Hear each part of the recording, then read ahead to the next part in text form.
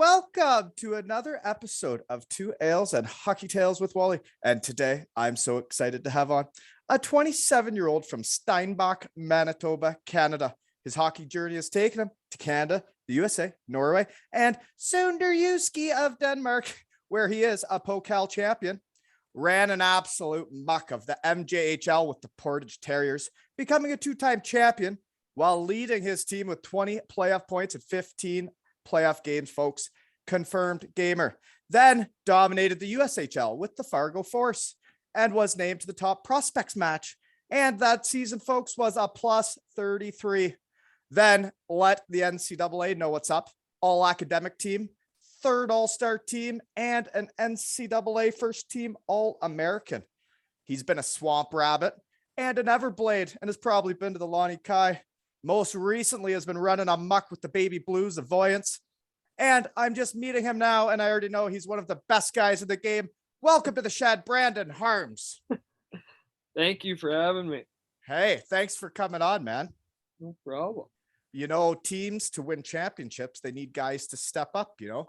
When things happen, you know, you need a guy to step up to the plate. You did that for me today. Thank you. No problem. I'm glad we could make it work.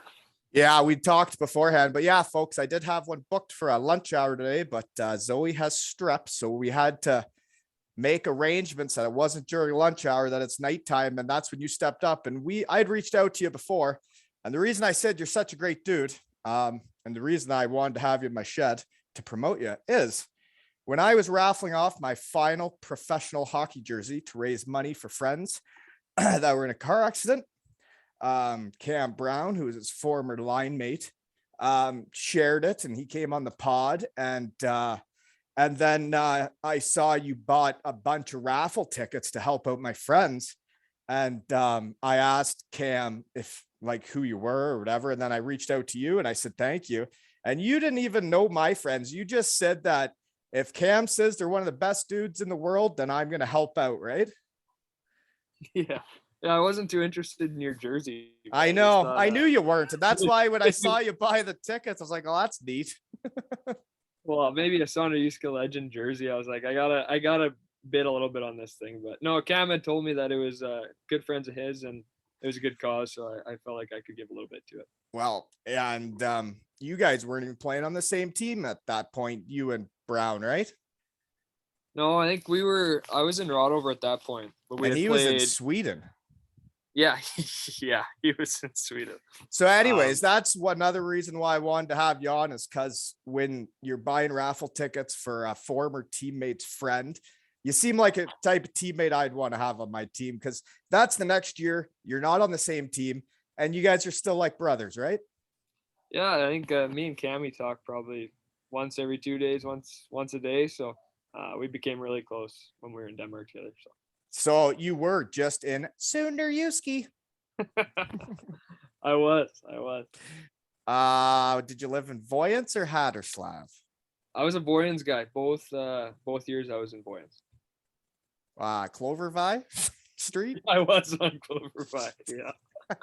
You should have seen what we were doing in the beds there. Oh my goodness. Were you in the blue apartments? Yeah, like you go down, take the right, then you're on the left in there, right? Yeah. Couple in. Yeah. So where me and Quirky were. Oh geez. Yeah. So interesting. So nothing's changed in Sonderjyske. No, but the second when I came back last year, then I got it was by remember the Congo bar? Mm-hmm. Yeah, it was further down. That's the one in Vojens, right? Or is that the one? Yeah, that's the only one that's there, right? Yeah, and then it's like not towards the rink, the other way. That's where I was, and it was actually a really nice place. I had some random apartment. There's like a million over there, but that one was interesting town though, eh? With like such a big, beautiful rink, and then there's 3 roundabouts. Oh. Yeah, there's no lights anywhere. It's just 3 roundabouts. Yeah, but I'm from Manitoba, so we don't have a ton of people here anyway. Like I was actually thinking it's similar to where I live now, except you can't speak the same language as them. They all know you. Yeah, but you have no idea what they're saying. None. No. Yeah. That's interesting. You were playing there and it's all still the same. So you guys, let's see here. What else you got for how we know each other though? Yeah. Anyways, that's how I wanted to have you on, and I wanted to get your name out there for one of the good dudes in the game, because when you're helping out buddies like that, that means a lot to me and my friends that you helped out. So, too bad you didn't win the jersey. Would have been cool if it was hanging behind you. I would have been wearing it right now. Oh yeah, for sure. Okay, get into your poster picks. Okay. 3 of the same pictures that Cam Brown had on his poster. The Pokal one, where there's a dude topless and you have the trophy in the locker room. Oh yeah. Was he a health bomb, or why is he topless? That was our captain. That is the captain. What? Yeah, You guys were all in equipment and he was topless. Yeah, I don't know why he probably just shed his gear right away, and his shirt was off. He likes having his shirt off. He's in pretty good shape, so and kept ours on. Isn't Stefan Frank the captain now there? Stefan Frank is the assistant captain. He is the captain when Mike is hurt, so he gets a bit of a dual responsibility there. Who's Mike? That's the guy without the shirt on. What's his last name? Little. Mike. Mike actually played against him. Yeah, I have. Yeah. Where? He played in Germany for a while. Del 2, maybe? Yeah, could have. Probably at the tail end of my German time there. Right when I was asked to leave. Okay, so you guys won the Pokal there though, so you don't have one of where is it? One of those guys back there? Gold helmets? You didn't get a helmet. You got the Pokal, right? Yeah, I got the Pokal. No gold helmet. Yeah, it's fun to get a helmet. So Pokal was the big trophy though, eh? That's fun too. Yeah, it was Did you win at home? No, it was in Aalborg. But it was that bus ride home was one of the most fun I've had, I think. We stopped. Winning is fun. Winning is fun. Did you play with Kim Likashkov at all? I don't think that's how I said his name, but yeah. Luke Kim Lukasov. What did you say, Lukashov? Likashov? I reached out to him to try and get him in my shed. I tried to coerce him in here. You got to get him in there. He was. I know. Do you know he was the one that taught me to bake bacon? Think about that. Oh yeah. Yeah, never fried it since, man. I'm always baking it. Really? No mess. Yeah.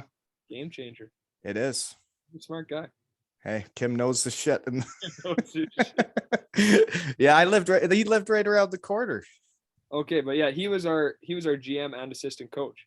So he was the whole ride home. We were stopping, and he was having just as much fun as we were, because that was his last year. He shut her down. So he already knew he was done. It wasn't like because the team was doing poorly that he was asked to kindly leave, or what? No, it was on him. I think he started something up with his brother, so he's doing another business, and he was ready to go out. But it was cool. Like, I didn't know much about the Pokal, right? Like, when you go there, you're like, we're playing in a tournament with the top 4 teams from like the first 16 games. Like, what is that? What does that really Is that how it worked for you? I thought it was like there's Pokal games, and I don't know. We went to the finals of it, and I couldn't believe how big of a deal it was, because the rest of the Pokal games didn't seem to matter that much, right? Yeah, ours were different. So it was like after the first 16 games, I think maybe 12 games of the season, they took the first 4 teams, and then you guys went to Aalborg to play in that tournament. It's just like a semifinal and a final. Really? That's different.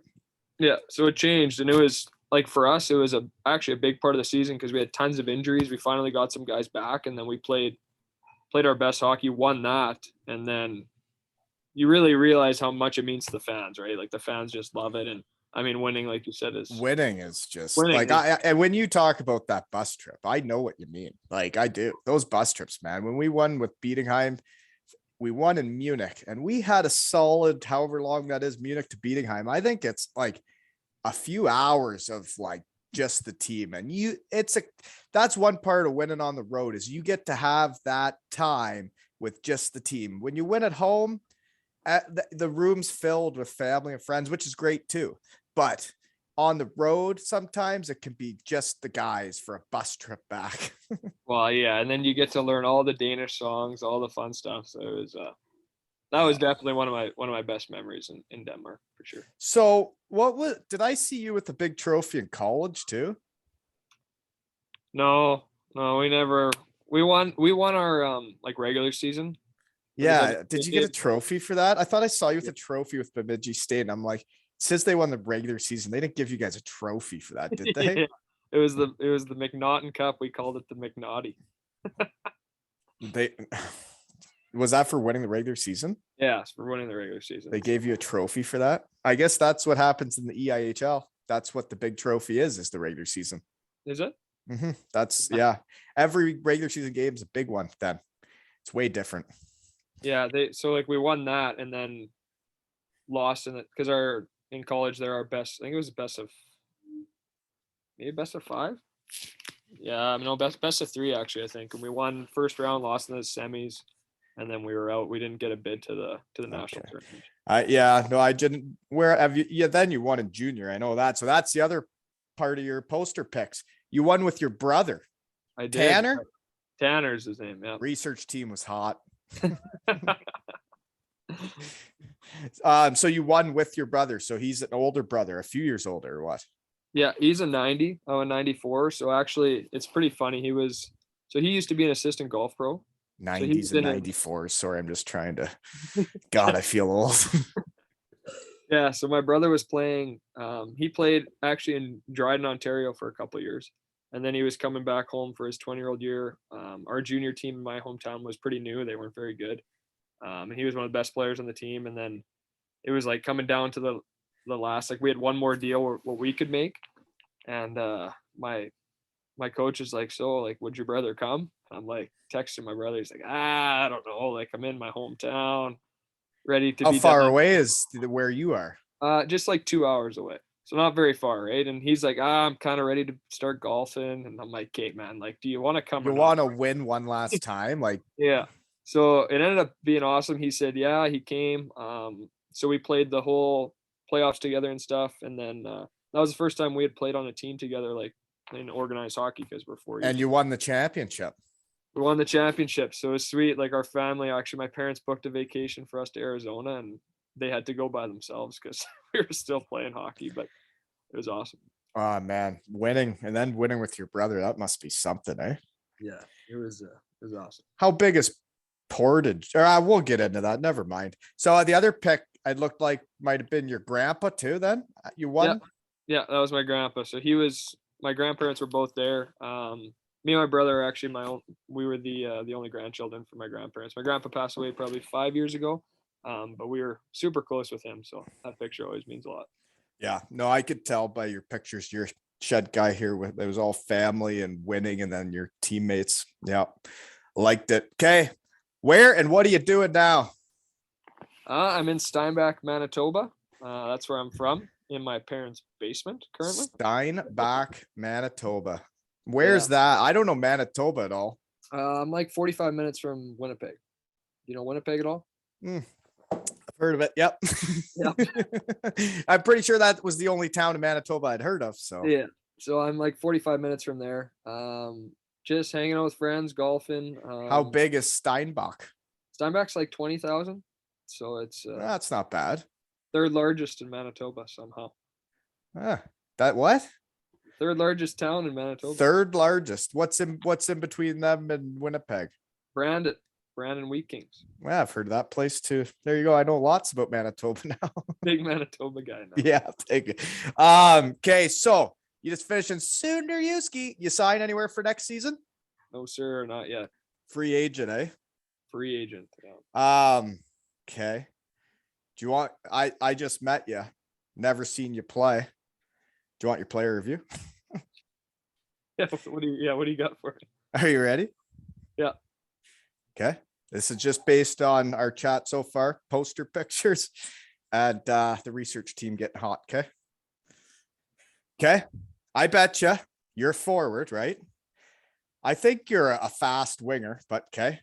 Hold on. Let me think here. No, hold on. Okay. Oh yeah. No, I remember that picture. Okay. You're a centerman, right shot. Okay. Always on the defensive side of the puck, always defense first.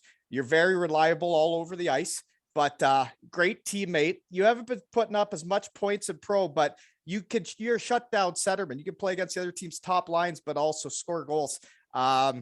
If your team's going to win the championship, you might be the second line center, but if you're the first line center, you're playing against the other team's top lines, and then it's up to the second and third line to finish the scoring, right? Well, I'm a winger. Shit. But no, I can play. I thought I saw you going in for a draw in one of the pictures. No, I was. I played 15 games with Got me there, son of a bitch. They put me at center for a couple games too. No, yeah, I don't know anything about you then. What a joke. Mostly a winger. Yeah. Nothing I said was true then, probably. Thank you, though. Confidence is low now. Whatever. Never doing one at player review again. Shit. Okay, moving on. When you flew to Sonderjyske, did you go like Frankfurt to Hamburg? No, Frankfurt to Billund. Oh, okay, the one in Denmark. I just have a story from that. They lost our dog between Frankfurt and Hamburg when I flew to Sonderjyske for the first time. The GM's waiting for us at the airport, and we don't have our dog. Yeah. So they couldn't find it. They called back to Frankfurt, and they're like, that dog's not here. And for a good hour or so, we didn't know where he was. And then we find out he's on the next plane to Hamburg. And then he did arrive a few hours later. It was pretty stressful times. That is very stressful. I'm a big dog guy too. That's not good. So, winger, eh? Sonderjyske putting you on the draw there. You confused me. All right. I'm still flustered. Okay, moving on. You just got back from Vojens, so your town's probably kind of similar too, eh? It's a little bigger than Vojens. So what do you do in the off season then? Usually I work at the golf course in my hometown. Grounds crew, or what are you doing? No, I'm a pro shop guy. Are you? I was a grounds crew guy. Yeah. Yeah. But this summer, clean cut guys, eh? Yeah, the clean cut guys, put them inside. But no, I've been working there since I was like 13 years old. So like I said, my brother was one of the assistant pros. My whole family golfs, and then now I'm working actually for a real estate appraiser, doing some inspections and stuff like that. So you're staying busy then, eh?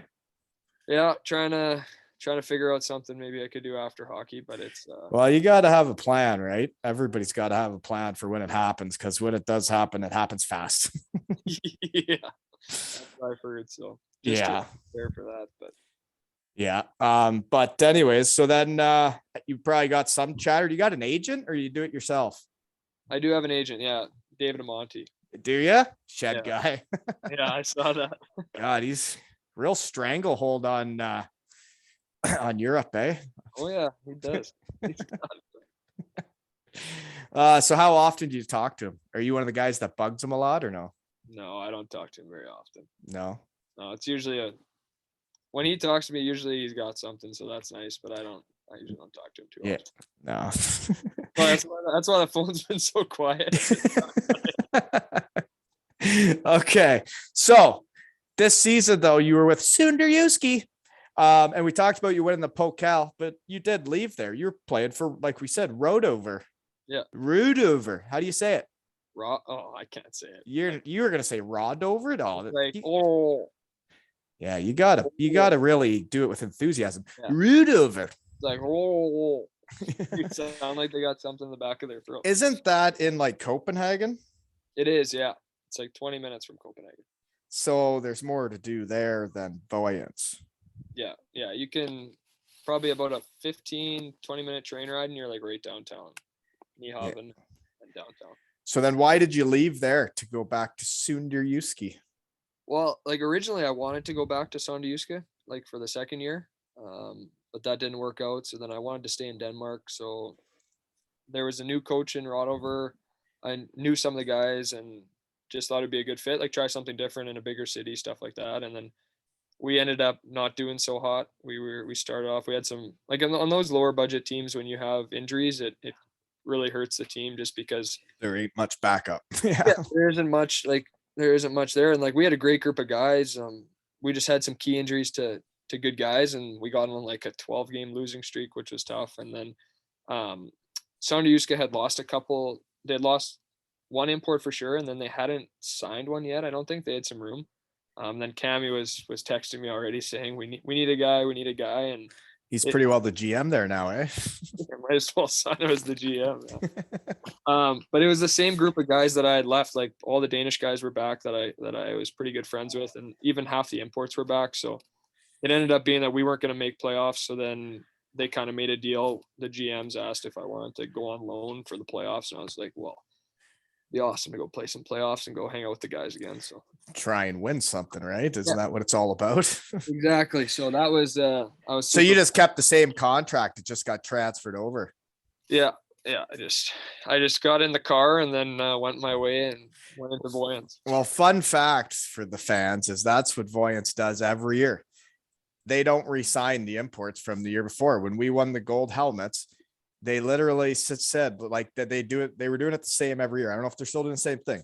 They only signed 5 imports, and then they don't want to be too good at the start of the season, they say. So they bring in 5, don't bring back guys that then have to go find work elsewhere.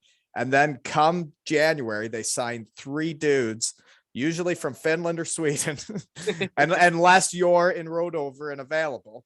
And then they bring them over because they don't have to fly over and have the visas and all that. And then there's 3 more imports for the playoff drive, right? Yeah, and especially this year because of all the COVID stuff too. Like a lot of guys were staying in North America, so there wasn't a ton of players available. I think the head coach said in Sonderjyske said it was drier than the Sahara Desert for players. And then they signed me. I was like, okay, well, thanks. Is the coach Mario Simeone? Yeah, it's Mario. He's the GM now too. So. Oh yeah, because he was right before I got there, and then Dan Seaman, Shed guy, took over for when I was there. Okay. Then they went back to him after to Mario. Yeah, small world, this hockey thing. But yeah, that guy's been he's been the coach in Sonderjyske forever, other than the time I was there. Yeah. Okay, so then it didn't work out for next season. So you guys lost in what? Game 7 of the first round? Yeah, double OT 0-0. They scored on a power play. Yeah. Double OT 0-0 in game 7? Yeah, against Odense. And Odense hadn't won. They hadn't been in the playoffs in a long time, and they were the Bulldogs. The Bulldogs were going, and they had they were actually one of the best teams in the league for this second half because they got a bunch of guys back from injury. Were they the team with the British coach?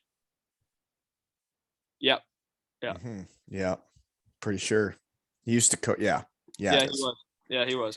I know way too much about the hockey world now. It's weird. Yeah, but they were really good. Like they got some key guys in, signed some good guys, and they just worked, and they just wanted it more than we did. And like once a team like that, they hang around, like they had guys that could score, and they buried on us. So well, yeah, that sucks, man. Double OT in game 7. And what was the power play? Bad call or what? I think Frankie actually took one. Frankie.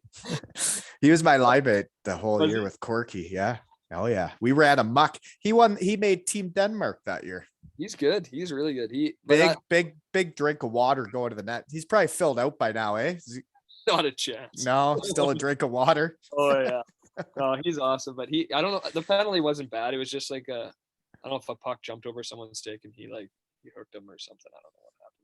Wow. Yeah, it's only the first round too, so it's hard. You can get over that stuff. As like game 5 in Germany, the guy takes 2 penalties in the same overtime, like final game 5, and the second one, like we killed the first one, and we're playing 4-on-4 in OT, 4-on-4, and power plays are 4-on-3. So we kill the first one, and then he comes out of the penalty box and high sticks a guy, and then they scored on that one. So yeah, that wasn't his fault. Anywho, better move on. So you and Browner came back to Sonderjyske during the season. So obviously they told you guys both to head out at the end of the 1 year, and then they asked you both to come back. Well, I think they wanted Browner. Back. I don't know. He wanted to try something new, and then that didn't work out, and then he went back. But it was so funny playing against him. It's just like, especially all those guys, right? Because you spend a whole season with them, especially during COVID. We got to know each other really well, and then you're playing against them. It's hilarious. I always found it really fun to play against my friends. Oh, I loved it. And then I try and hit my friends harder for some reason. I don't know why. Oh yeah. And then it was funny once like teams knew that we were kind of out of it, then I had like all the guys on Sonderjyske coming up to me on the draw, like, so when are you coming back? Are you coming back? I was like, no, I don't know what I'm doing. Then even a guy on Esberg, he goes, so are you going back to the baby blue? I was like, I don't know what I'm doing. Just rumors, trying to win this game if we could. That'd be great. But that was pretty funny. So what the Copenhagen team, was it like the imports? How many Canadians did you have? What was the mix like? What'd you have? It was pretty good actually. We had, so another thing was a guy, his name is Brady Vale. He's from the States. I played with him in Cincinnati I only played one game, but I was there for a month. So got to know him good. I knew he was signing, so he's a good centerman. I played with him pretty much all year. It was him, a couple other Americans, John Muse, if you know that name. He's a goalie from Boston. Ryan Lowney. And then we had a couple Canadian, like one was a French Canadian guy.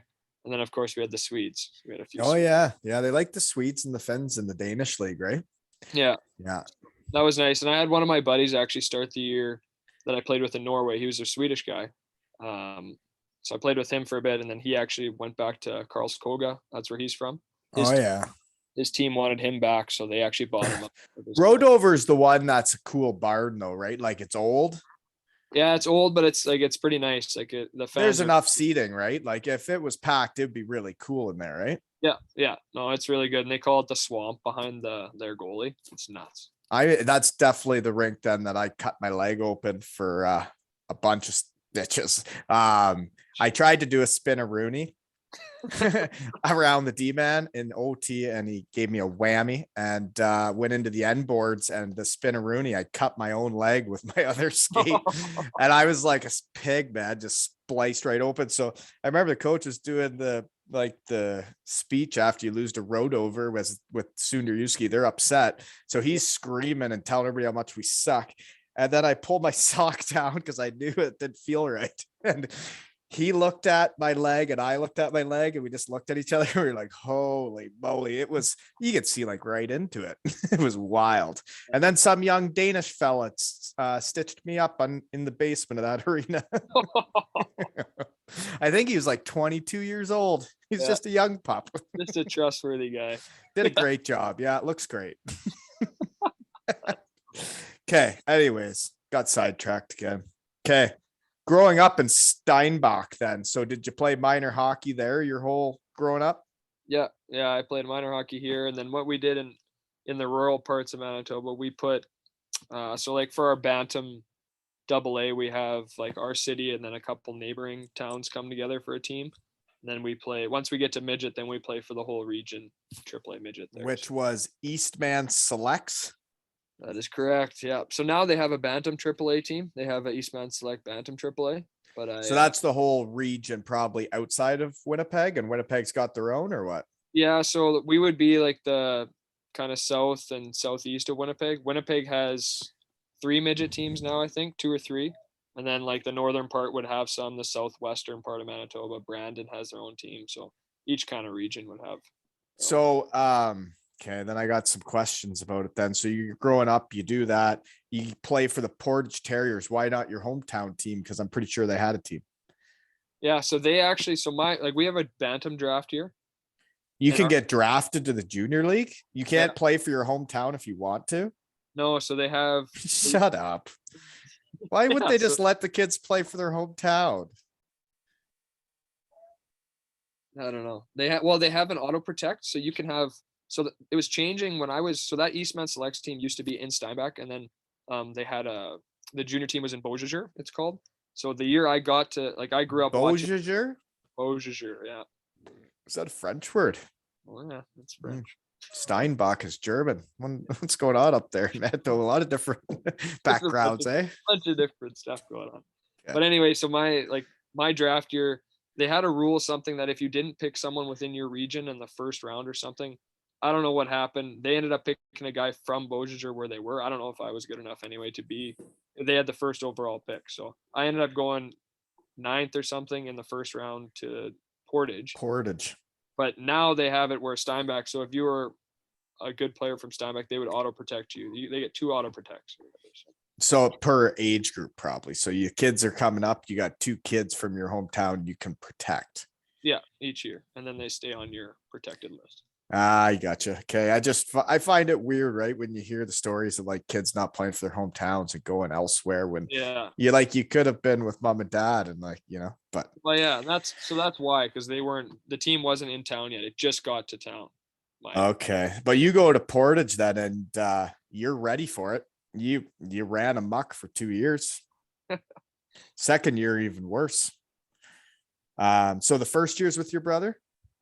First year is with my brother, yeah. So what's the playoffs like? Do you guys just dominate? Or is it close? Who'd you beat? What goes on? Our first round was the toughest because we played against Swan Valley, they're called. The Swan Valley Stampeders. They were just a tough, hard Swan team. Valley Stampeders. And they had a really good goalie. His name's Jason Argue. He played Division 1 a little bit later, but we got past them, and then after that, honestly, like our division was really hard. That year we were in the Sherwood division, it was called, and then we won our division, and then like the series got easier as it went somehow. But the next year we got switched to the Addison division, which my coach always called the soft division. And it was again, like our team was really good that year too, so it was fun, really fun playing there. Okay. Your second year you got 20 points in 15 playoff games. So then you guys go to the Rbc Cup. That's like all of Canada. So how do you guys do in that? Yeah, we went both years actually to the Rbc. So right. The first year, like once you win your league, then you play against the winner of Saskatchewan. And we won that. We went to a place called Larange, Saskatchewan. So you have to beat the winner of the Saskatchewan League to get to the Rbc Cup? Yeah. So that's a series? Best of 7, yeah.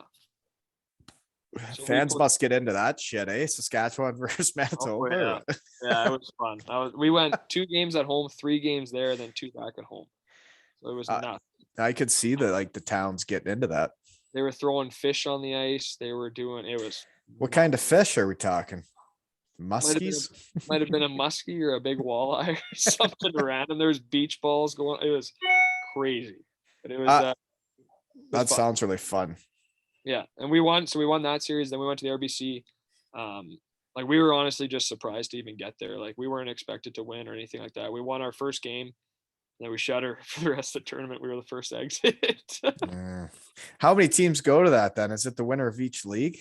Yeah. So it's each. So like in the Ontario area, I think it's called the Dudley Cup. So each kind of area has their own. Like I don't know now because then they got to win that to go, right? They got to win that to go. So then they after me, they changed it to the Western Canadian Cup, where you would go to like this little tournament in order to get there. This year, because of COVID, every league that won went to the RBC. So then they had like that play down there. Right. So I don't know. It's kind of changed a bunch. Like my second year, we lost to Humboldt in the Anavet Cup. It's called between Saskatchewan and Manitoba, but they were hosting. So then we got to go. Oh, okay. Yeah. So do you get any scholarship opportunities when you're playing out at home or in, I guess, Manitoba? Yeah. So I was actually drafted to the Wee Kings of the WHL. Yeah. I was like my goal was always to try and play for them. And then like in Manitoba. That's what you were trying to do? You weren't trying to get a scholarship? No, like we don't know a lot about like, especially in Western, it's a lot better now in Western Canada, but in Manitoba, especially like we knew about North Dakota and stuff like that, but the Wee Kings were on TV. That was kind of who we watched all the time. And when you grow up, even in Ontario, small town Ontario, like Major Junior is the show, and that's what kids grow up watching, and that's what they aspire to be, right? I had hardly seen NCAA on TV at all. Yeah, that's all I went and watched, and I was lucky because Portage and Brandon kind of had the same scouts, so I was drafted to both those teams, and then I didn't make it as a 16-year-old, and then I went back. I called my coach in Portage. He goes, "Oh, they cut you already? Yeah, come on down to try out." I was like, "Okay." Kelly McCrimmon was actually the general manager and head coach at that time. He's now with Vegas. He's the GM of Vegas. Ended up going back to Portage, really enjoyed it there. And then I started talking to some schools during my first year there. And then just had to kind of decide whether I wanted to go to college or the dub. And I decided to make that all in one decision that summer. And I committed to Bemidji and then decided to go back to Portage. Okay. So I played against Bemidji, small old barn that's freezing cold. Yeah, but we got a new barn when I was there. That's not the one I played in. Yeah, you would have played in. There was one with there was figure skate lockers in the locker room for the away team, right? Yeah, and you were just one side had the stands? Yeah, brutal rink. Oh, yeah. I was wondering how they could recruit good players. Yeah, they built a brand new rink in 2010. So they were 5,000 seat arena. Were they filling it? Pretty good. Yeah, we probably would get depending on who you're playing, if the big schools would come in, we'd fill it, and then some in conference because we switched from the our WCHA kind of changed when I was there. Excuse me. So we didn't have the big schools like North Dakota, Minnesota. They all kind of switched. But we still had good rivalry games, and we would get probably average 3,000, 3,500 a night, which was good. Okay, yeah. So then you did well every year. Was your team good during your time? No, we weren't very good. My first year we were pretty bad. Yeah, we were near the bottom of the table, and then sophomore year was actually okay. We were around 500. Junior year was kind of the same, and then senior year is when we kind of took that step, which was great. And we were, like I told you, first in the regular season, and then we did really bad out of conference. We played Princeton, a couple other. And how did we get past Fargo? A boy from Steinbach, Manitoba went and played at Fargo, and I just skipped all of it. Gosh darn strep throat in the bedrooms throwing me off right now, right? I can hear coughing over there, and it's throwing me off. I'm not on my game, sorry. I got a back pedal, man. Never had a Fargo force in the shed, I don't think. Really? I don't think so. Good spot. What's it like living in Fargo? Oh, it was awesome. So the nice thing about all the places I've played, Portage was 2 hours, Fargo was only 3 hours, and Bemidji was 3.5. So I played on a line with Alex. That's how I got sidetracked, because we talked about you going to Bemidji, and we didn't. No, we were talking about the WHL, and then we talked about. That's why you were all. Yeah, flustered. So how did you end up in Fargo though? Why Fargo? When I was once I committed, I don't know if it was before. I think it was right after that first year in Portage. I got drafted to Fargo.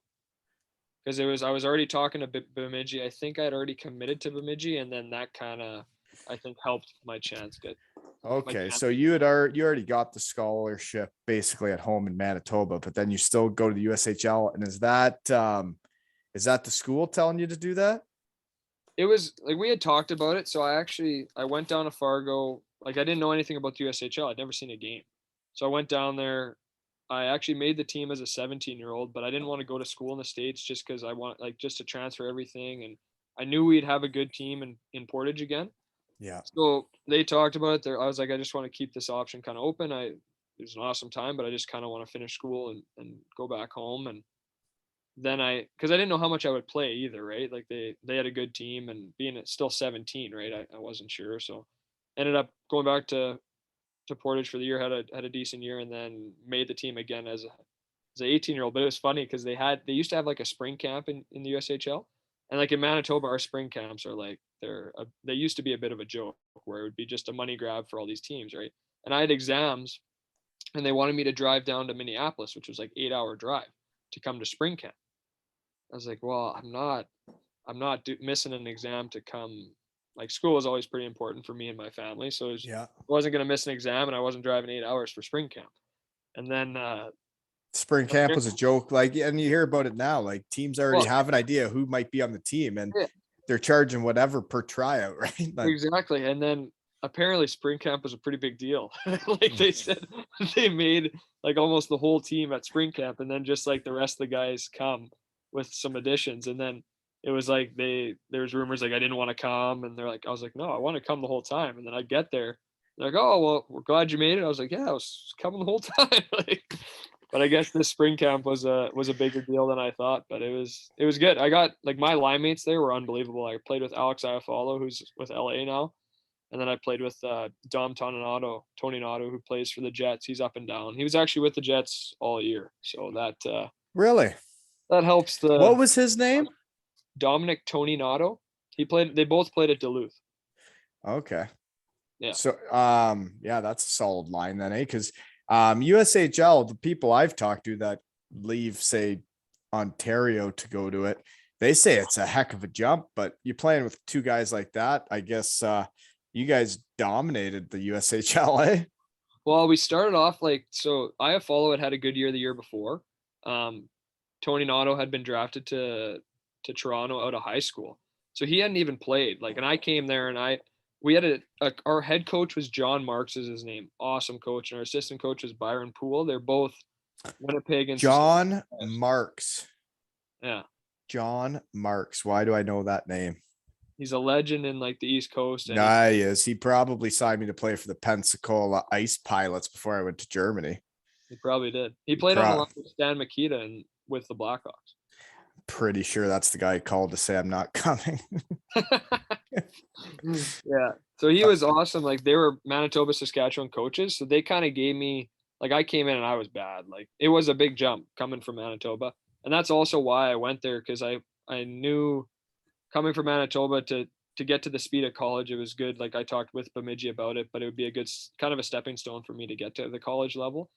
And then at that point, I wasn't felt right. I guess you were 2 hours away from home, but you're already living with billets and shit, right? Yeah. So I felt good about that. I wasn't a very big, strong kid. So I knew I needed an extra year. My Bemidji had looked at me. They're I remember I was eating at Boston Pizza. He goes, yeah, we could bring you in now, Brendan, but looking at you, you're not coming in. I was like, thanks. All right, I guess I'm going to Fargo. Thanks, bud. Yeah. But it was fun in Fargo. So I wasn't very good in exhibition games at all, preseason. Toninato actually was struggling too. And they were harder on him because he's an NHL draft pick, right? They're giving it to him. And then first game, regular season, we scored first shift. So then we kind of got the ball rolling. Get the juices flowing. Yeah. Yeah. And then things started clicking. We had another line mate. His name was Jordan Nelson. He played at Mankato. We played with him for half the year, and then Iafallo came in our line for the rest of the year, and just really clicked with those guys. We had a really good team. There's a lot of pro players from the team actually. We lost we got swept in the finals, but it was so you got swept in the finals. So how big is the barn in Fargo? So it's kind of like Bemidji. It holds 5,000. It's brand it's really new as well. It's sweet. How big is Fargo? Maybe 100,000. It's a little bit that bigger. Big. Well, it's Fargo and Moorhead. They're two cities connected, so I don't know what the total population is there, but probably around that. And where is it? So it's directly south. So Grand Forks is directly south of us, and then it's only an hour from there. So okay, I don't know that area much. I haven't been out that way. Yeah, right in the center. It's literally a straight shot from us in Winnipeg and Steinbach. So okay. So then you enjoyed your time in Fargo. You're living with billets there? Yeah, had awesome billets. That's one thing. In Portage, I'm still really close to my billets there, and Fargo too. They were awesome. So okay, 12 playoff games, 10 points in the USHL. Get to the finals. Okay. Bemidji though, eh? Bemidji probably could have gone to some bigger schools if you would have known what was going to go on in Fargo, eh? Sorry, Bemidji. I didn't mean it. I'm sure you loved all 4 years. Well, it's funny because I talked to North Dakota actually. I wanted to kind of stay close to home if I could, and I thought at that time I had interest from North Dakota and Bemidji. I was like, well, this is one big school, one small school, two awesome programs. Bemidji wasn't a big program at the time, but they were very good Division II, a winning culture, great spot, cool city. It's right on the lake and it's close to home. So I went into North Dakota. They weren't ready to offer me that summer. They said that they were going to have to wait till October. And I was like, well, if I get injured or something happens, I don't know. I really, obviously North Dakota's awesome, but you never know. And when people want you, it's nice to be wanted, right? When Bemidji's saying we're all in, it's Yeah, I always wondered, like, for when I went to Western Michigan, I used to always get, like, eventually as first power play, first everything, right? And then you'd see the guys on Michigan and you'd see like their two power plays were all like first, second rounders. Yeah. And you're like, well, if I would have gone to that school, am I going to get all these opportunities I'm getting here? Well, that's what I said too. Like both my line mates went to Duluth and they're like, oh, you should have came, whatever. I'm like, well, I never had the interest really. And for me, like I was lucky that when I went into Bemidji, we were bad that first year, but we also lost 9 seniors the year before. So I got to play so much. Right away. I Yeah. yeah, I ended the year on the 5-on-3 unit and stuff like that. I was penalty killing. Like, so I say too, like it's you never really know. Like if you go to a bigger school, it could have been better for you. But I also had tons of opportunity, great experiences, and like we were good. The program, like Bemidji's been in the NCAA tournament the last couple of years. So And that's getting you exposure. That's getting you out there. Like I never, yeah, Western Michigan, we didn't come close to doing that. no, and we didn't either. But now, like look at like Western's a big school, Right. Oh yeah. and Bemidji's growing, and they have that winning culture there too, which is awesome. Like, I really enjoyed my time there. So So then you're an All-American. no, academic All American. Oh, Yeah. you're that smart. Yeah, didn't get on the All American hockey team, that's for sure. 4.0 or what? Yeah, I did have a 4.0. You were a third team all-star though, right? Yeah, my sophomore year I was with the WCHA. Those are hard to get on those teams though in NCAA, man. Like, Yeah, I was injured a lot that year too, actually. I think I only played 29 games, but that was a good year. I enjoyed that year. okay, well, so then you all 4 years at school, you do well. You're putting up numbers. So what are your pro options? I didn't have many options at all. Like what happened was And do you have an agent at this point? no, so I didn't. So, well, yeah, I didn't. So when I was in the draft, like when I was in Fargo, I had some interest in the draft. Like I was in the ranked like 93rd in that central scouting stuff. So I had gotten some buzz from like different agents and stuff. And like I knew I was already going to college. So I didn't, hindsight, maybe I should have had an agent at the time to help with the draft. But at the same time, it is what it is, right? And I was lucky I got to go to the Jets development camp after my freshman year with Winnipeg. So that was super cool. And then I just didn't have a good enough senior year. Like my first half of the season, I was just under a point per game. And then I broke my thumb my last game of the, like before Christmas. So, yeah, that kind of sucked. And then I was out for six weeks, came back, and I just like, it wasn't the thumb. It was just me. Like I wasn't playing the way I Yeah, should have you been. get you're not in the same rhythm. You're not. It's hard when you miss 6 weeks of a season. So my last year of junior, I broke my thumb in an all-star game, and I missed 6 weeks. I missed every game from the all-star game till the first game of playoffs. Is the first game I came back, and it took a lot. It took the first round to really more than that. Yeah, I had to figure it out, but like. Yeah, like when you're trying to come back to guys that have been playing constantly, and it's hard.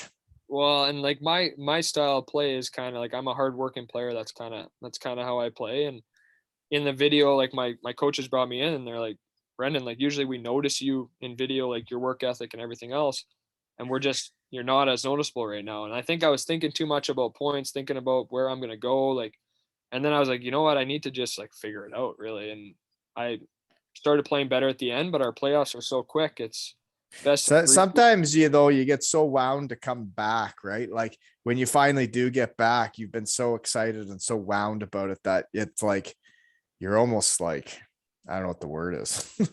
Yeah, no, I know for sure. So then I went. So after that, like, so I had a tough, like my second half wasn't great, and then like I wanted to keep playing, so I was hoping for a PTO to like the AHL. That was kind of my goal the whole time. And at this time, And you thought you were going to do this without an agent? No, I had it. So then I had an agent. So like halfway through college, it was the same guy that I'd been in contact with at the draft and stuff. He was, after I didn't get drafted, he was actually the only one that kept talking to me. Nobody's talking to me. Don't worry about it. Yeah. But yeah, he ended up being more of a recruiting agent than an actual agent, I feel like, because he sent out some emails to teams. It was like 10 teams in the AHL, and he's like, this is my guy, this is that. I was like, is that all that you did? Or That's but yeah. like I said, it was on me. Like my senior year wasn't great, so I didn't have any American League opportunities. And then I went to the coast, went to Good, Florida. good spot, eh? Yeah, so that was Did you sweet. do you know what the Lani Kai is? I know what Delaney Kai is, but I never got to go because we were on the No, road for. I was there for 3 weeks, and we were on the road for half of it. So, that's and they actually tough. said after the game not to go to Delaney Kai. Is what he told. That's no fun. I know, You guys but must have lost that game. yeah, yeah. But I loved it in Florida. That I just wasn't playing. Like you know how it is. Like when you get in there. At the time we had. So this was pretty funny actually. We had.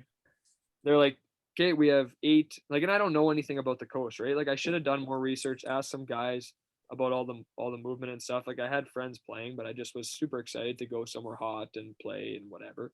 I just figured, oh, I'm coming from college, like I'll get to play. But so I get there, they have 8 forwards, and they brought in me and another college guy. So we walk into the room, he goes, here's all the systems on the board, like read through them. We just want energy and just do your best. I'm like, okay, yeah, we'll go in here. So I start talking to this other college guy because we had a mutual friend or whatever. Hockey's a small world, right? Yeah. So we go out there, we're 9th and 10th forward. So I'm slotted on the first line. I was like, oh, this is awesome. Like, this is gonna be great. And he's slotted at 10, and they're like, okay, so you guys are gonna switch every shift. So I went out with the top line. The next time he would go out with the top line. So like you couldn't get in much of a rhythm, You right? can't get in a rhythm doing that. At all. So then like he poor guy, man. He jumps out there, he like does one stride, they call a penalty, he goes back in, that was his shift. And then he doesn't see another one for a while because then He you're doesn't getting into see penalty another one. kills and And then we're sitting in the middle of the bench, we're like, good shift, man. Not a boy. You're up next. yeah, you guys are having a laugh Yeah. together. Yeah. And then somehow I ended up scoring in the second game. That got me a little more ice time.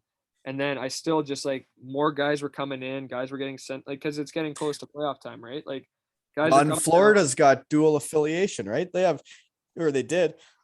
They had 2 AHL teams that would filter down to them. exactly. And they're one of the best teams in the league. So then they got their AHL. So then the one game, I'm like, just scratch me. Like don't because guys do warm-ups or whatever. Like Well, so and so when I got to the AHL, dude, it still drives me nuts. Like the coach knows who he's going to play in the game.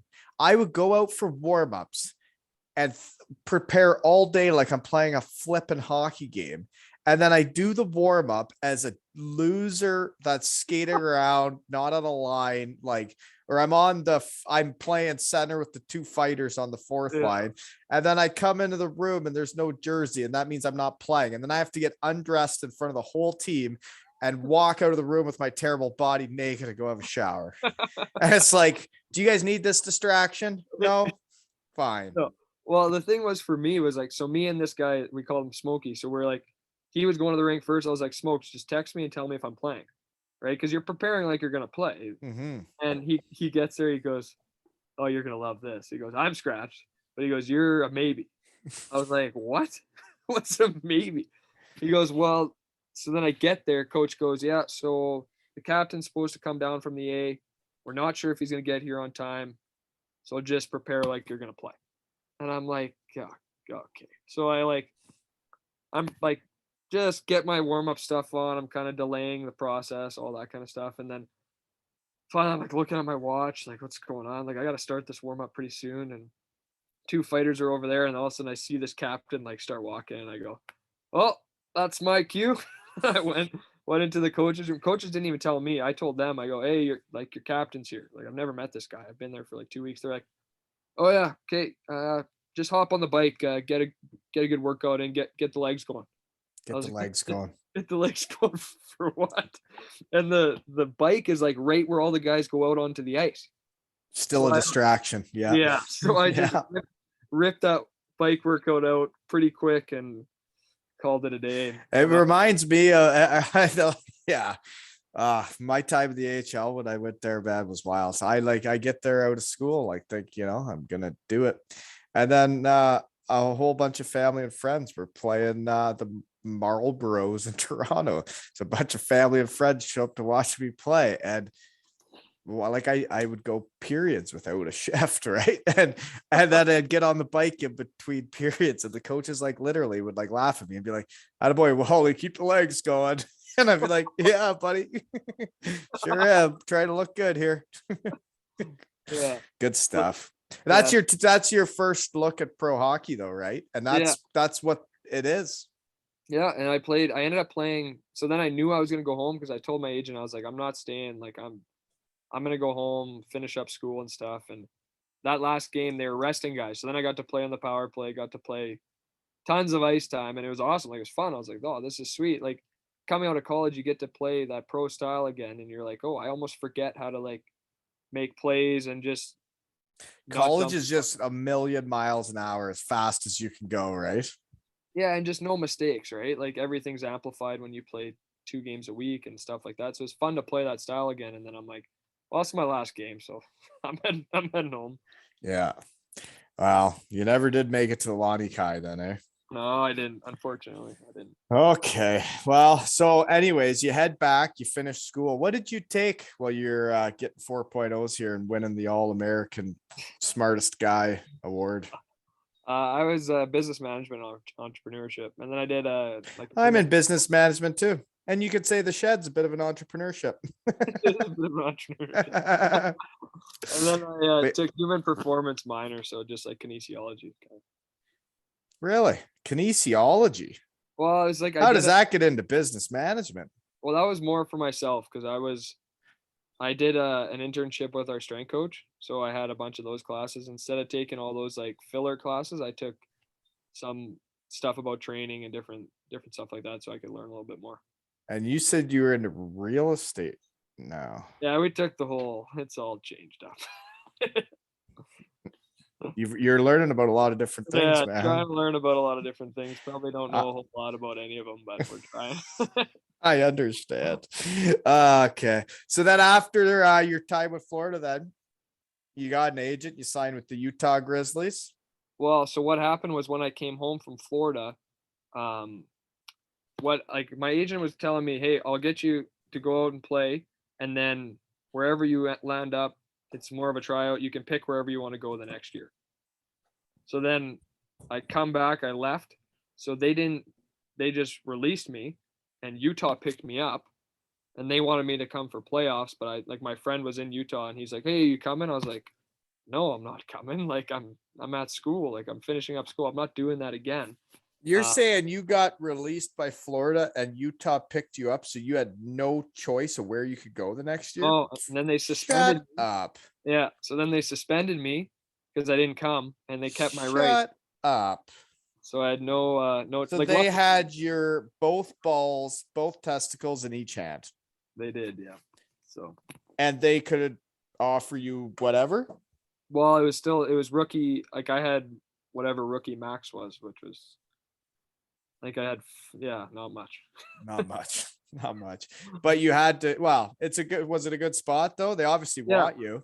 Yeah, luckily it was a good spot. So that was, but I mean, I could have gone anywhere, right? Like any other right. Team. Right. So that was one thing I lucked out, which was nice. Okay. So you did well there too, though, eh? So what's your role on the team? Because I found my rookie year, I thought when I was going to get to the coast, I was going to play more. I thought. But then they put me with 2 defensive forwards and we played like a shutdown role and they were like teaching me how to do that stuff. And you don't figure it out till later. But what'd you do your rookie year? Well, so I didn't play a lot at the start. Like I was scratched at the start.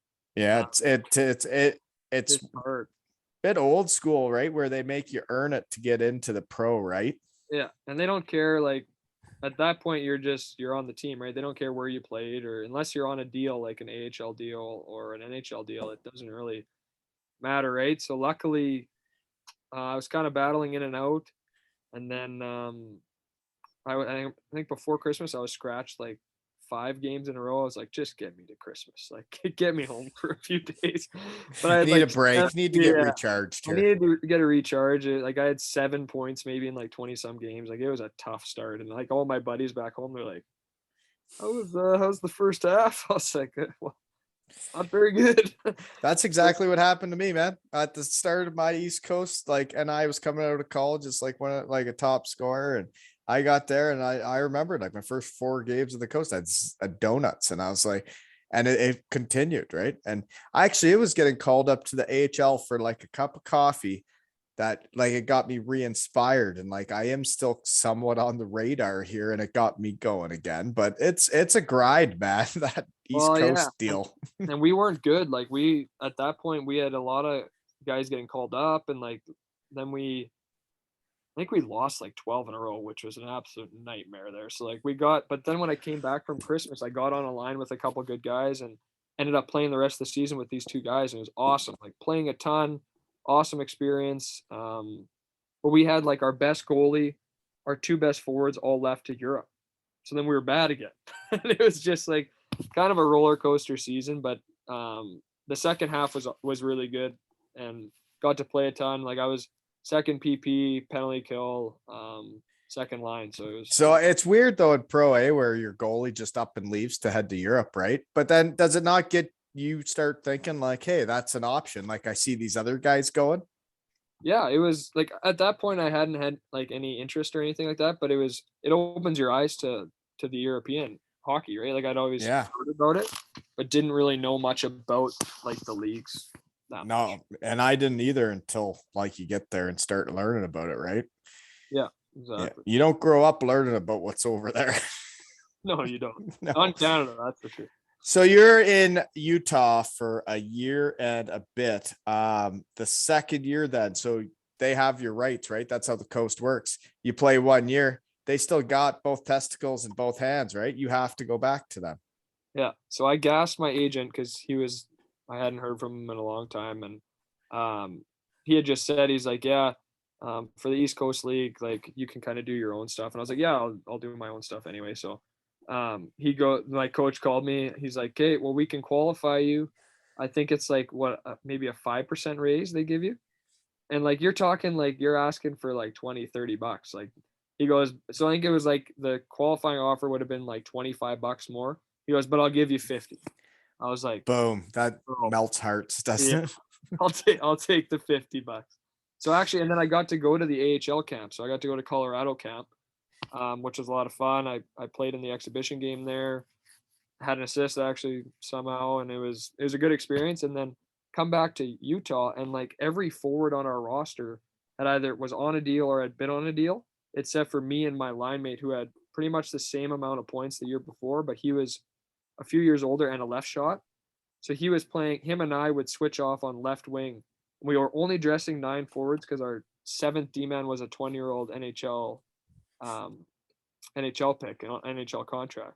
So we would like, if we lose, then I'd be out. And he was a good player too. So then he would go in, and then we just kept bringing in more and more guys. And I got pushed out. I think I had like, I wasn't playing power play or penalty kill, but had like a decent start to the year and just never really got a shot again.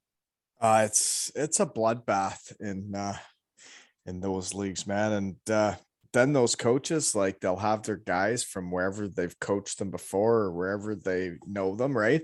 And Yeah. if you're just a guy showing up on like an East Coast deal, fuck, it's hard to stick in those leagues, man. Oh, yeah. When they start sending the AHL guys, the NHL guys down, and then the coach has their guys from wherever. If you don't know people, it's hard to stick around. Very hard. Yeah. So you went from Utah to the Greenville Swamp Rabbits, but this is pre Andrew Lord. So he wasn't your coach.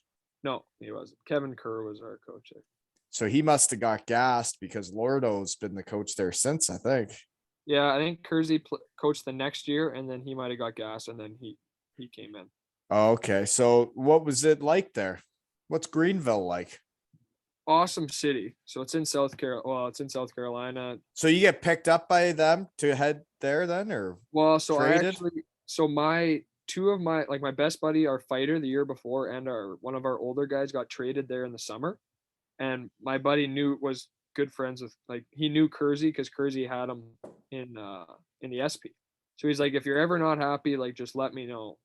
I'll try and get you here. So I was texting with him. I was like, man, I need to get out of here. Yeah. I called him and he couldn't tell me, but I had already been traded to them. And he's like, and he couldn't tell you yet, but he had already done it. Yeah. He's like, oh yeah, I know, man. Just stick it out. Like, so next day. And that's the thing you need. You need guys in your corner in pro hockey, man. It doesn't work if you don't have it. No, and it was great. Like we weren't very good. We were second last in the league. We had no affiliation. I got to play a ton. Great group of guys. Loved it. The weather was great.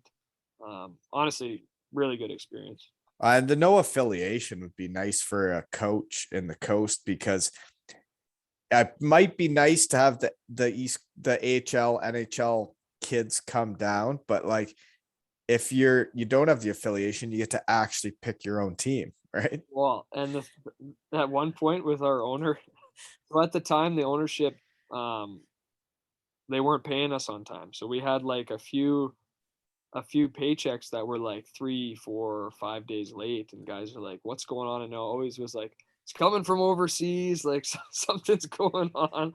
And then like sticks were running out. Like I use a pretty standard like Sakic pattern curve, and like luckily I was close with the equipment manager. He was trading a bottle of booze for my Sticks stick, for you guys. and then but another guy on the fourth line wasn't getting any sticks. He had to switch curves. And then, sounds like the Daytona Beach Bombers. Oh man, it is crazy what equipment managers will do for players, though, right? Oh, just awesome guy, and like I was lucky because I got to keep my pattern and I got to use that. But we were at one practice, guys like were putting all their jerseys inside out because they're like, we're not playing for this team. But awesome group there. So hopefully they've got some new ownership in and really cleaned things up since Lordo's been there, because I don't think he'd be okay with any of that shit. Oh, they got new ownership right after, so that that's where it is, eh? Mm-hmm. Yeah, clean. Yeah.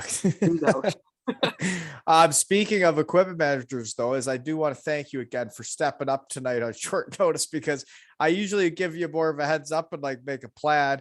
And with my daughter sick, things changed. But speaking of equipment managers, Deese, my favorite equipment manager in the world, he was the one that wrote to me today. And like I posted about my golf tournament coming up this Saturday, I'm very excited for. And he just wrote, dude, nobody gives a shit about your golf tournament. Do another pod. I need something to listen to while I paint doors. And that's what I like. And I do know there's some people that like wait for it to each one to come out. And thank you very much. It means a lot. I am very busy and we'll do them when we can, but it takes guys like Brandon here to step up and do them when I have time, because I don't have much, right? No problem. If we can keep your fans happy, that's but that's how teams win championships, folks, is players like this stepping up whenever it's time. They're like, yep, I'll do that for you. That's the type of guy I'd want on my team. And then I find out like the reason why I had John in the first place. You'd be the type of guy I'd be recruiting, just so you know. Thank you. Yeah, don't laugh. I'm serious. We didn't have to watch the NHL final anyway. Right. And yeah, folks, it is the NHL finals, but I watched a bit of the games. Do we have to watch it? I bet you. No, I don't. I bet you Colorado's winning. Probably like 6 rip by now. Give or take. Okay, but in Greenville, you do really well, eh? 33 points, 51 goals. So are you a penalty kill guy too? Power play, penalty kill? Yeah. I've always penalty killed, and you like blocking shots and shit, eh? Yeah, it's good. You're fast, eh? Up and down the wing. Not speedy, but I get up there. Not shifty. Not Cam Brown shifty, but I do what I can. But yeah, okay. I had really good line mates there. I got to play with 2 guys. You're not very good at pumping your own tires, eh? Because when the research team was hot, I'm a big enthusiast, and you're not very good at pumping your own tires, man. It's a podcast. You're allowed to. Well, those guys were great. It was fun. I got to play with 2 guys there, and then it was kind of up and down the lineup though. Like I played center there for a bit because they needed a guy to play center, so I was doing that. And then it was like the no affiliation was nice, but we also ran through a bunch of guys because we were so bad at the end of the year. Like university, college guys were coming in. Like my apartment, I had a 2-bedroom apartment with another guy, and like our third. And who's changing the sheets, right? Nobody's changing the sheets. They're asking me to wash them for these new guys coming. Right, and it's like these guys come in and out of these apartments, and it's like I'm not washing the sheets. Like, when I was in Daytona Beach and the guys What a coming place in and that is. out. What a Oh, place, Daytona. A Coyote Ugly? I mean actual Dayton, Ohio. Oh, Dayton, Ohio. No, I've never been to actual Daytona Beach, Oh, Florida. we went. No, The Greenville Swamp Rabbits went to Daytona Beach. I'm sure they did. That Daytona Beach Bombers of Ohio didn't, but ran a muck against the Florida Everblades to make the finals. So, you know. Anyways, I got sidetracked again. Where were we? Greenville. You did well, right? Yeah, but So team was it's a bloodbath in North America, though, eh? Like when you get into that and that pro, like, and you grew up in a small town and you play hockey with the boys growing up. You love hockey. You're trying to win championships about the team. And then you get to the East Coast, man, and there's just some people, there's some teammates, there's some players. It's just the whole atmosphere of the AHL. The East Coast was better. I fit in more in the East Coast than I did in the AHL. The AHL was brutal. People like the guys worried about going down, the guys worried about going up. There was not many people that were just happy to be there. Yeah. No, and I've heard that too. I've never experienced it, but like I met some awesome guys in the coast. Like we had even my teams, like we didn't make the playoffs in Utah or in like we were close in Utah, but we weren't even near like anywhere near the playoffs in Greenville. But just awesome guys that I still talk to, still have group chats with. Because like you're all on the same page, trying to make it like that's that AHL dream, right? That's what and I grew up wanting to do, and everyone else too. So it's like that's what you're fighting for, I guess. But the East Coast, everybody was more of a team. They're more on the same page. And when you grow up in the small town where junior hockey and you're playing for Portage and you're a team, right? And then you get to pro hockey, it's just a whole different thing, you know? Completely different. Yeah, it's not about the team really anymore. No. Okay, so you finished at Greenville. Let's see here. I got a random question. Haven't talked about food enough, okay? Okay. Where's your favorite restaurant you've played in your career? Oh. Actually, I think in Idaho. Oh, Boise. In Boise, we'd go to the Matador, it's called. Oh dear. I like that town too. Yeah, it's a Mexican spot. Like I wasn't a big Mexican guy before, but Are we talking tacos, burritos? What are we doing? Yeah, everything. Tacos, burritos. And it was just like Is it like high end overpriced, or are we talking like yeah, it's reasonable. You're on an East Coast budget. Can't be that bad. Yeah, it's taking your whole weekend's pay for the one meal. No. Is it? No, it's not. It's not too bad. It's right in that middle range, and I just really like the restaurant itself. Like it was a cool vibe of a restaurant. Like Boise is such a cool city, so I always loved going there, and then we'd always go to that Matador place. It's probably one of my favorites. Okay. Well, good answer. Boise, Idaho. When we went there to play them in the finals, and they just ran amok with us. That was, great town. Awesome. Yeah. People were happy living there. Okay. After that year, signed with Cincinnati. Yeah, so I got traded. That was something else too. So then I wanted to go to Europe after that year in Greenville because like one of my buddies that I ended up playing with in Norway, he's from Manitoba. He had always asked me if I wanted to go to Norway, like to let him know. And like we said, we don't know much about the smaller European leagues. And you're trying to make the AHL. So I was like, I'm trying to do this, but I'll definitely reach out to you. So like that summer I reached out to him. I was like, okay, man, like I want to come to Norway. He's like, hey, I just re-signed with my old team. I'll see if like we have a spot left. They didn't end up having any money. So Greenville was like, they told my agent at the time. So I switched agents and they told my agent at the time that he pretty much told who he was going to protect because they owed Cincinnati a futures pick. And I wasn't protected. So he was protecting everyone, wasn't protecting me. The next year they were going to have 2 affiliations. So Greenville was? Yeah, Greenville was. So they were changing to 2 affiliations. And then Lordo's bringing in his own guys too. Yeah. So then I didn't really want to go back to that. And I was hoping to go to Europe. So I was like, well, just trade me to Cincinnati. Then I knew the coach there a little bit. He had coached against me in college. Ended up getting traded there. And then same thing. Like they brought in, like they had guys on deals. I played. They gave me. I think I played one game in a month. Yeah, Like you're just hanging out. Yeah. I played my first exhibition game. The second exhibition game I played center, and then the coach told me, he goes, "Yeah, you know what? It's almost a bad thing that I know the kind of player you are, because I need to see what everyone else is like." And I was Oh, like, they will always want to play with their new toys. well, and I'm in my third year now, so I'm like, I know I can play in this league. Like I want to play. Yeah. And And then, you know you can. The year before you, yeah, 33 points in 50 games. You're not far off a point a game at that point.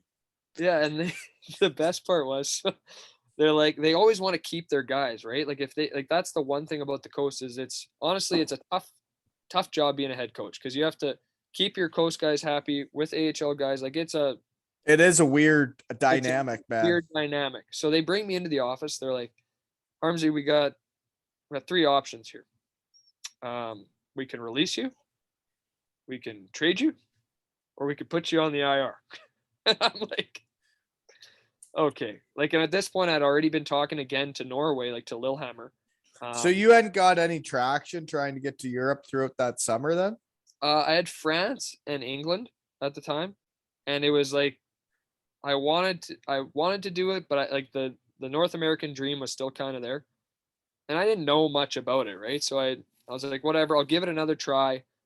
Something happens, hopefully, because I wanted to go to Norway. That's where I wanted to go with my friend, right? And they circled back, and then I was already talking to them while It's way easier to go somewhere when you know someone. well, exactly, right? And so then, so then I get this offer to go on to the fake IR, and I'm like, and I've been like hurting with lace bite, and he goes, so what's do you have any injuries like that we could throw down here? Like it doesn't matter. Like I was like, well, I actually have lace bite, and they're like, they started laughing, and then the one guy goes, how about a bruised ego? I was like, what? Like, you're my coach. Like what? Sure, put it on there. So then I was on the fake IR, but I'd already pretty much verbally committed to go to Norway. I actually picked because they were going on a trip to to Brampton, and I Yeah. didn't want to wait 5 days because I wanted to be home for 5 days before I left. So I hadn't even signed with the team in Norway. I told them I was done, packed up all my stuff, went home, and then I signed like the next day. And that's good you did, because the deals in Europe, until you actually sign them, they're not signed. Oh, they're on an app. They're really not signed until No, you're there. it's like a coach deal. But it was between me and another guy. The other guy had been a captain in the American League for a while. Very good player. He ended up going there the next year, but they didn't have a ton of money. So that was perfect for me. Like I got to go in and play a ton, play with my buddy. And So you did go from Cincinnati, you played the one game, and you go to Lillehammer, yeah, Lillehammer. old host of the Winter Olympics, eh? That's right. So you probably had a nice barn then. Yeah, so they had the one they used for the Olympics, they don't use for hockey Makes anymore. sense. It's more of a Well, why build it? Fine. Okay. Never But we mind. got to play one game in there against a rival that was an hour away, and that place was nuts. So much fun. We ended up winning the game. So it's too big for the normal games. Too big. Yeah, it's way too big. And but they use it, they just use the floor for handball and like training and everything. So the building actually gets used a ton. And our building's right next to it. So it ended up being nice. So have you ever seen the Netflix show Lilyhammer? Have you ever seen that one that came out? I've seen it on there, but I haven't actually watched it. And you lived in Lilyhammer? Yeah. You haven't. I just took a peek at it, and it was interesting, but not, yeah. It just seemed like an interesting place to live. A lot of mountains, snow. Yeah, so you're on a hill, and they have the huge ski jump at the top of the hill, like the Eddie the Eagle ski jump. So we got to watch some of that, and then they have like everything's close, right? So they had their like our hockey rink was there, the Olympic rink was there. I actually went dog sledding like 45 minutes away. You went dog sledding. What's that like? It's nuts. Really? Like yeah. Really fast? Pretty quick. Yeah. Me and my girlfriend went when we were there. So you wear goggles and you sit behind dogs while they run really fast? Yeah. No goggles. Just. No goggles. So you snow in the eyes or what? Not too bad. Not too bad. But it was fun. I went skiing, it's fun. Skiing there too. I went skiing in Norway too. That's one thing I wish I would have done more when I was my time in Germany. I wish I would have skied more. Yeah, I got to go. I was like, it was sweet because my friend was so I went there with like the perfect guy because he was leading the league in goals, and You want those guys on your team. yeah, so I got to play, and he was my friend from home, so I got to play power play, penalty kill. What's this guy's name? Steph Vijay. Don't know him. Played 4 years in Norway, so he was a great guy, and he kind of showed me the ropes in Norway. And we went. He's like, "We're going skiing." I was like, "You sure? Like, coaches are okay with that?" And I'm not sure if they were, but our assistant coach was with us skiing, and he ended up getting gassed like a couple months later, but he was there with us, which is fun. Well, skiing was, I think, somewhat okay when I was in Germany. And then there were teams where it wasn't okay. Like every team in Europe had their own decisions. Like the one team in France that tried to recruit, they were like trying to promote, like, you come here, you get to ski every day, right? Yeah, kind of just depended on it. Like our team was okay with it. Our coach was like, just don't get hurt, have fun. So that was Yeah. good. And skiing over there is wild. And I wish I would have got to do more of it because, yeah, you get back to Ontario, right? It's just not the same. Yeah, Manitoba's not even close. So A little bit different. a little bit different. Yeah. Holy moly, the little gal is really coughing. Okay. Jeepers. Almost need to pause her. Okay. But you do really awesome in Lillehammer, like in hockey playing. 33 points in 29 games. Yeah, that was fun. And you're playing with that guy you mentioned, and you're a line. And then who's the other guy? Probably a Norwegian. Yeah, we had a good Norwegian to start. Super fast guy, a little bit younger, and then we switched between two guys. They were both really good young Norwegian guys. Fast down the wing, just throwing pucks. So what's interesting to me, okay, is in Europe, a lot of the natives, and like you said, they're small, fast. That's a lot of what they are over there. There's not that many guys that are great in front of the net, right? Like the North American stand in front of the net guys, but then they bring guys over that are that style. A lot of times it doesn't go well, right? Because that's too big of ice for them. Yeah. Well, and the thing is too, like I was lucky where like in college, a couple of our teams had the Olympic sheet. So I was a little bit used to it. So okay.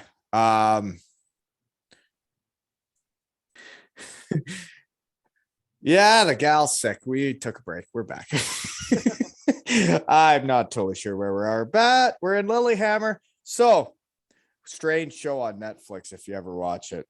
Anyways, they were a lower budget team. You ran a muck there though. So then how does it happen that you get to Sonderjyske? Well, so I actually wanted to go back to Lillehammer, and then they lost a good young Norwegian centerman. So then they needed to sign a couple centermen, and that's when COVID happened. So we didn't make the play. Like we were going to be I think we were fifth in the league, like 1 point out of being fourth, and then playoffs were canceled. So we came home. Everything was kind of slow. Like everything was signing later, like, cause I almost re-signed when I was there. And then they said they were going to wait a little bit and then wait till after the playoffs. Playoffs got canceled. Then they needed centermen and stuff. So it didn't work out to go back there. COVID, like, yeah, that didn't help any hockey players anywhere. No. So there wasn't much going on. And then like later in the summer, I had some interest from a Del 2 team, and then Denmark came up kind of out of nowhere. And I had heard about, like, there's a lot of Bemidji connections with Sonderjyske. Like a couple of my friends from Bemidji played there. Brendan Cook played there. Oh, I know him. Yeah. Yeah. They always talk about him. I played against him. He was in Bremerhaven too. Yeah. So he was my assistant coach played with him.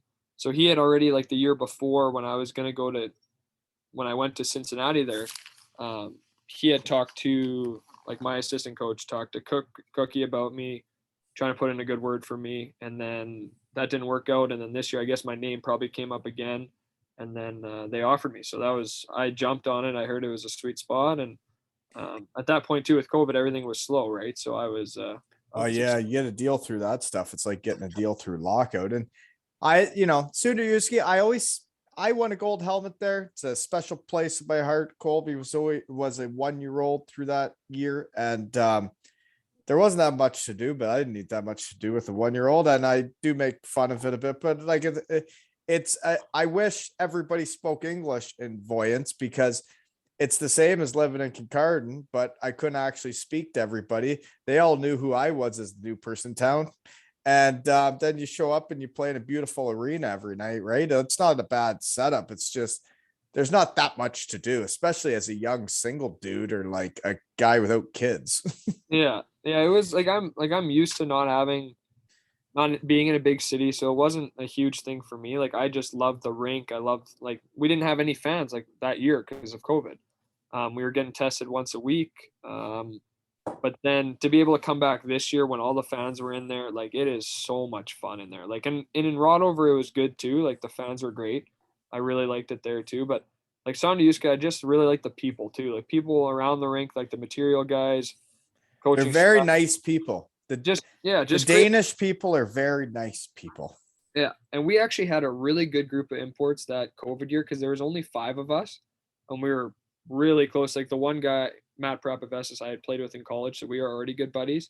And then Cammy, we actually have a connection where I knew his old line mate through a family friend. So like that was right away. Everyone knows everyone, right? So me and Cammy were trying to learn how to do stick shift in the back of Vojens in the town of Vojens.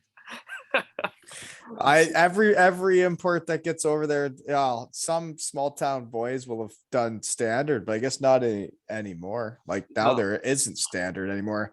I grew up when there's still some standard cars around. Like you get over there, that's what you're driving, right? Like my buddy had a standard when I was younger, but I was just stalling it. I was like, I can't be messing up this guy's Toyota Celica, so I gotta lay off the standard. But it was, like I said, it was fun. Like we didn't go anywhere really. Like the cool thing was about Vojens is you're 20 minutes from a bunch of different small towns. So you can go to Kolding, you can go to all these different spots. If you want to go to the Copenhagen trip, we did that right at the start of the year. So we got to go to a couple places there. And we had a ton of fun just hanging out.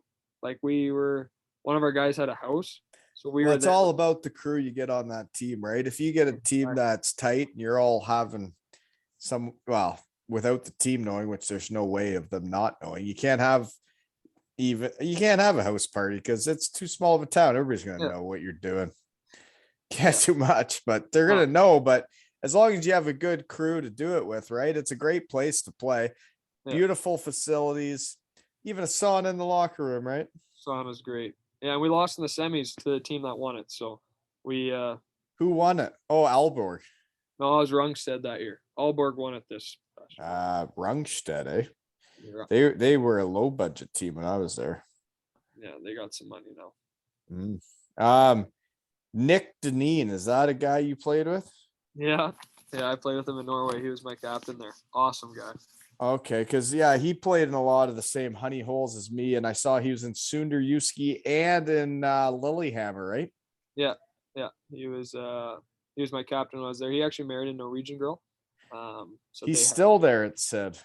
Yeah, he's still in Lillehammer. They have 2 kids there. I actually went to Christmas at his place. So it's crazy when you meet all these guys that like go to play hockey in other countries, and then they find a gal. Next thing you know, their kids are speaking Norwegian, and they're a Canadian dude, right? Or an American dude.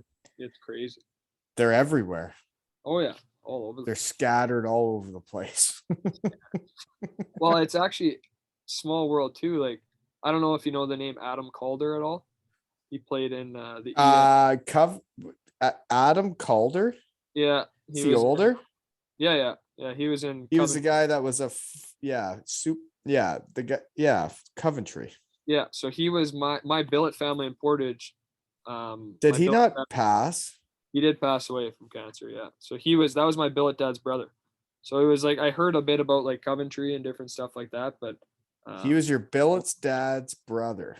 Yeah. Small world, eh? Crazy. Huh.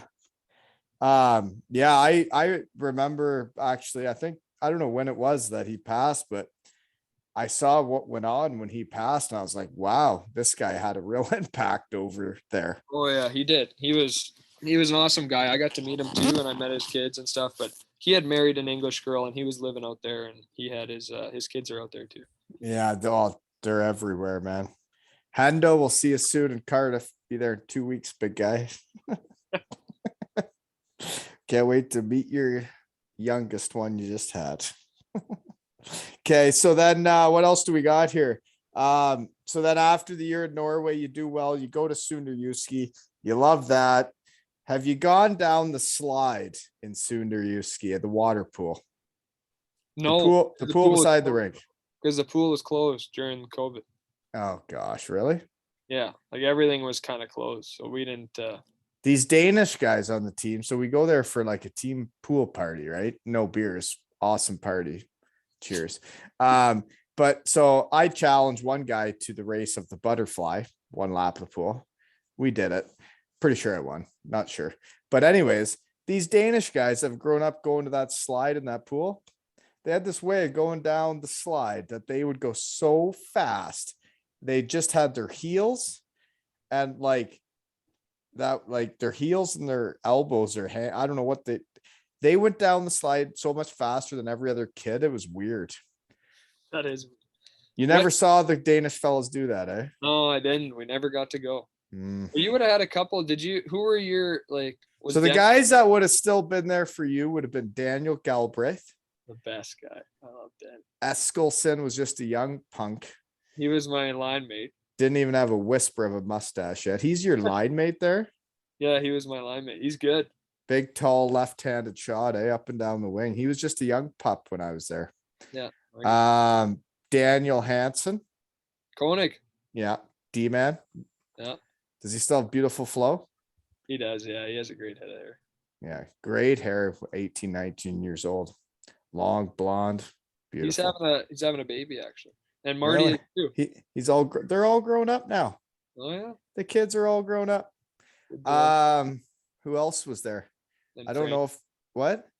Then Frankie, obviously, you said. Frankie, yeah, I think that was the other one. I'm not sure if there's anybody else left from the team, but they are a place that like keeps a core, and those were homegrown talent, right? Yeah. I think. Yeah, they all just, I think, like Galbraith and Koenig just re-signed, and then Frankie, I think, has a year left, and Marty has a couple of years left, I think, on this deal. So yeah, no, and like they're great people around Vojens. They really are. Like they're small town, great folks. Yeah, no, I really liked it there. Did you get into the cakes and hot dogs? I got into the cakes, yeah. You got into the cakes, eh? I'm not a cake guy. There's a lot of different cakes, real fancy ones. It's not for me. No, they have a nice bakery though in Vojens. Did they have it when you were there? There were bakeries around. Yeah, they love bakeries. Yeah, like one really nice bakery. That's where Cammy would always go for his coffees, and that's where we'd get some. Yeah, that's where you meet up for coffee and cake. Yeah. Every hockey team, the guys are doing it all over Europe. Oh, and then you guys meet gals where you're having your coffees, and then you have babies, and you stay there forever. It's weird. So you ever think of the EIHL? I have, yeah. I have thought about it. Just because like that is where most people listen, but like the reason I wanted to have you on was because I could tell how great of a dude you are, how good of a teammate you are. And then you're a proven winner from your junior days and the Pokal and like everything. And like when Cam Brown is vouching for you, and then your team, like, so when you leave and go to play for other teams, and then the Sonderjyske boys are coming up saying, when are you coming back? When are you coming back? That means they want you back. And that's the type of teammate you want around, folks. So if anybody's listening to the shed tonight, there you go. Right? Thank you. Yeah. Just to let you know. So you're only 27, eh? Yeah. Jeez. It's just a young pup. Anyways, you got anything else before we shut her down? I don't think so. Thanks for having me on. It was great. No, seriously. Thank you for coming on, and sorry for all the distractions in the house. We're doing the best we can over here, you know. Hey, sick young gal. She's got to get better here, right? Yeah. I know you love the podcast, but I think the daughter goes first, right? That's right. That's why I had to pause her a few times, folks. And we don't have an editing team, so we did the best we could. And you know what? This guy stepped up for the team, late notice, and he's one of those guys you can count on.